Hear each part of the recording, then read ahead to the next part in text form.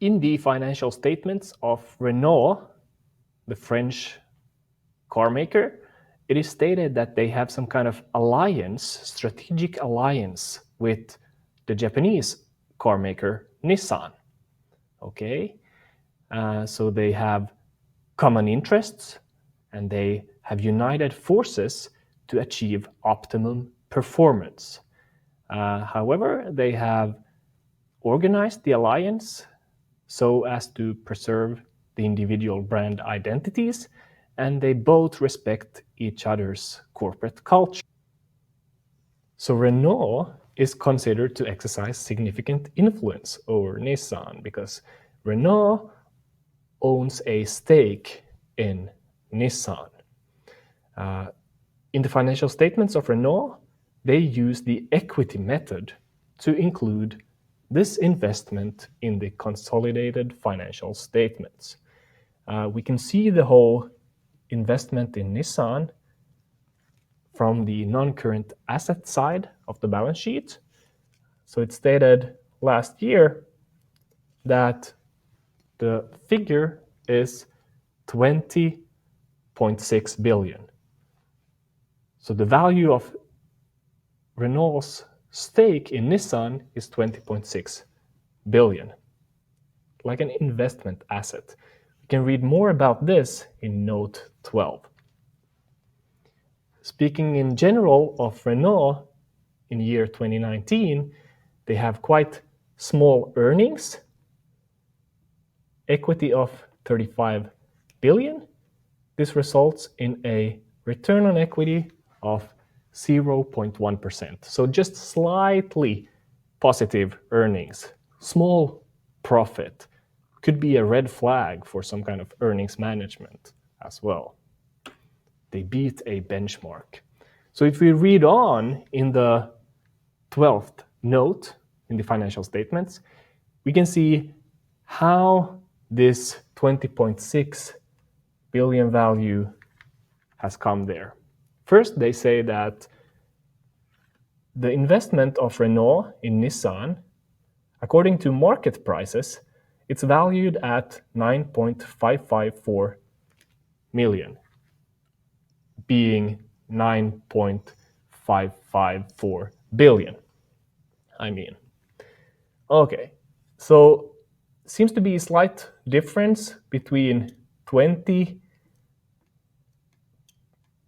billion and 954 billion, right? So doing some kind of calculation like this, we get 11 billion out of 20. It's actually, the stock market value is 53.7% lower than the book value of the investment asset. It also seems like 1 year before, the book value was, the difference between the book and market value was not that big. Okay, so from an investor perspective or analyst perspective, we might think that, okay, why don't they use the fair value, being the market value, as the book value? Well, they say that they have done this discounted cash flow valuation of their stake in Nissan, and using a discount rate of close to 7% and a growth rate to infinity of 2.25%, they have calculated this value in use. They have some terminal value assumptions as well. They have current profitability assumptions and a balanced medium-term prospect. They do not disclose anything more than that. After doing that valuation, they say that an impairment test did not lead to a recognition of any impairment on the investment in Nissan at fiscal year end. As an analyst, we might argue that the book value is too optimistic and that the market value would be the one to use. So we can do an adjustment here and think about what financial statements will be affected and what amounts. First off, we know that assets will go down if we use the market value. So how much? Well, they will go down with the difference in book value and market value. So 20.6 minus 9.55 equals 11 billion something.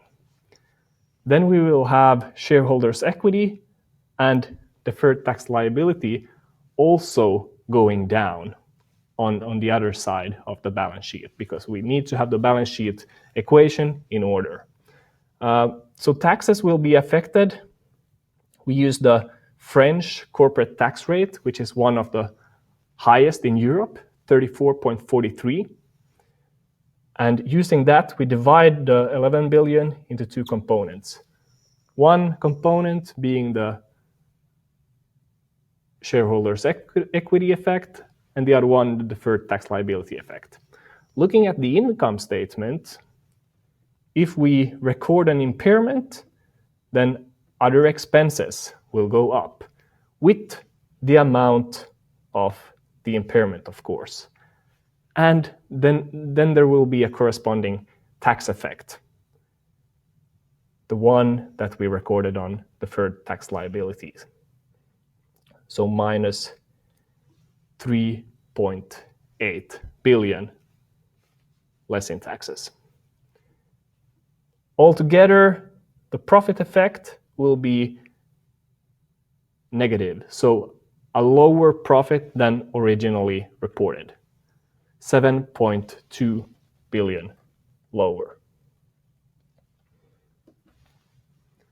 This results in a situation that before we had a return on equity of slightly positive, just 0.1%. In the aftermath, we will have a highly negative return on equity. A big loss, basically. A small profit was turned to a big loss in this adjustment. As an analyst, we might then conclude that maybe we can always question big differences between established market values and book values like this.